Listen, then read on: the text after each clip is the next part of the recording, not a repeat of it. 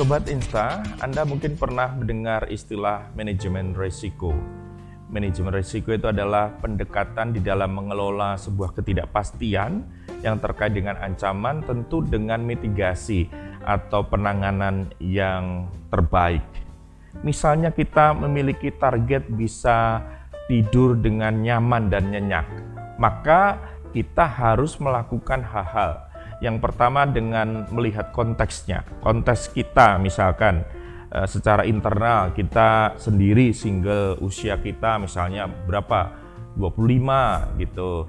Kemudian itu secara internal ya, apakah kita sensitif dengan nyamuk dan lain sebagainya secara internal. Kemudian secara eksternal kita tinggal di mana, di perkampungan yang mungkin kotor ataupun selokan yang banyak mampet di sekitar kita, itu secara eksternal. Jadi kita harus melihat konteksnya. Kemudian yang kedua harus diidentifikasi. Ya, diidentifikasi terkait dengan bagaimana kita bisa tidur nyenyak itu dilihat identifikasinya, misalnya dari hal nyamuk gitu ya. Mungkin di kamar kita banyak nyamuknya. Kenapa? Karena banyak pakaian yang ditaruh di belakang pintu misalnya. Kemudian kamar yang kotor, kamar yang banyak barang-barang yang mungkin berserakan tidak tertata dengan rapi, sehingga nyamuk dengan leluasa berkumpul di situ. Ya. Lalu misalnya terkait dengan udara yang panas, ya, udara yang panas karena memang tidak ada ventilasi, ataupun kipas angin sedang rusak, ataupun AC kurang berfungsi, ya, sehingga udara panas. Atau dalam hal yang lain misalnya bising, suara-suara yang mengganggu. Mungkin tetangga sedang bangun rumah, merenovasi rumah, sehingga terdengar suaranya, para tukang itu. Atau mungkin tetangga sedang mengadakan pesta kawinan misalnya, dengan musik yang kenceng gitu. Nah, di sisi lain juga kita bisa mengidentifikasi hal-hal yang lain, misalnya batuk gitu ya, karena kita punya kena virus ya, ataupun misalnya kita kurang istirahat. Jadi diidentifikasi kenapa kita mungkin kurang bisa tidur nyenyak. Targetnya kan tadi bisa tidur nyenyak, diidentifikasi. Konteksnya sudah, identifikasinya sudah. Sekarang baru yang ketiga dianalisis. Analisis risikonya seperti apa. Kalau misalnya ini tentang nyamuk, ini faktornya lebih banyak ya. Kenapa nyamuk itu banyak? Sehingga itu dikategorikan tinggi ya. Dikategorikan tinggi. Karena faktor nyamuknya ini yang bisa banyak ya, tadi karena kotor apa segala macam.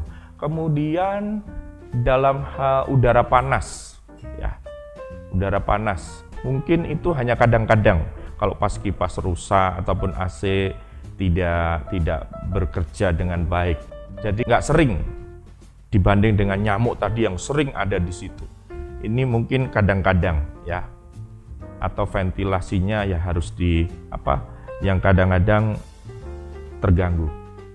Kemudian yang berikutnya tentang suara bising, mungkin tidak setiap hari, jadi jarang tetangga kawinan, kan tidak setiap hari ya, ataupun suara-suara motor lewat begitu, itu bisa dianalisis dalam kategori jarang, jadi rendah ya. Kemudian batuk gitu ya, juga mungkin bisa dikatakan tidak terlalu sering atau jarang batuk.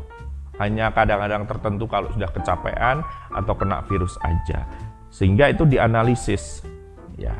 Baru dievaluasi. Dievaluasi itu berarti dicari skala prioritasnya. Yang tadi tentang nyamuk itu tinggi. Ya. Itu skala prioritasnya adalah tinggi. Karena faktor yang mengganggu lebih banyak. Sehingga itu nomor 1. Kemudian tentang udara panas itu sedang ya, karena kadang-kadang saja. Kemudian suara bising mungkin rendah karena jarang. Dan juga tentang batuk ya jarang.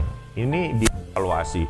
Sehingga setelah itu kita bisa melakukan mitigasi atau penanganan untuk menyelesaikan itu supaya target kita bisa tidur dengan enak, nyaman, nyenyak itu tadi bisa terlaksana. Bagaimana? Ya, mitigasinya sesuai dengan evaluasi tadi. Jadi yang prioritas yang pertama adalah menyelesaikan tentang nyamuk tadi. Gimana caranya? Ya dikurangi, jangan banyak pakaian bergantung di situ, kemudian kamar bersih, kita pakai lotion anti nyamuk, mungkin bisa raket anti nyamuk itu, kalau itu berkaitan dengan nyamuk. Karena ini yang skala prioritas yang pertama. Skala prioritas yang kedua terkait dengan udara yang panas gitu ya. Ya kita bisa perbaiki kipas anginnya, kita bisa perbaiki AC dan lain sebagainya, ventilasi mulai diperbaiki, dibuka kembali sehingga bisa nanti untuk sirkulasi udara. Nah, ini prioritas yang pertama dan kedua yang harus dilakukan penanganan mitigasinya. Kalau yang masalah bising dan juga batuk mungkin ya sambil jalan ya, tapi itu bukan prioritas. Sehingga ketika kita melakukan ini sampai pada tahap mitigasi dari konteks, kemudian identifikasi, analisis risiko, evaluasi risiko, sampai ke mitigasi risiko ini, kita akan bisa melakukan dengan baik.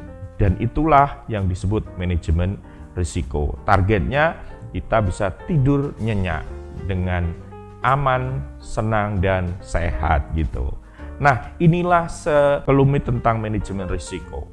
Sobat Insta semuanya, mari kita lihat Efesus 5 ayat 15-16. Karena itu perhatikanlah dengan saksama bagaimana kamu hidup, janganlah seperti orang bebal, tetapi seperti orang arif, dan pergunakanlah waktu yang ada, karena hari-hari ini adalah jahat.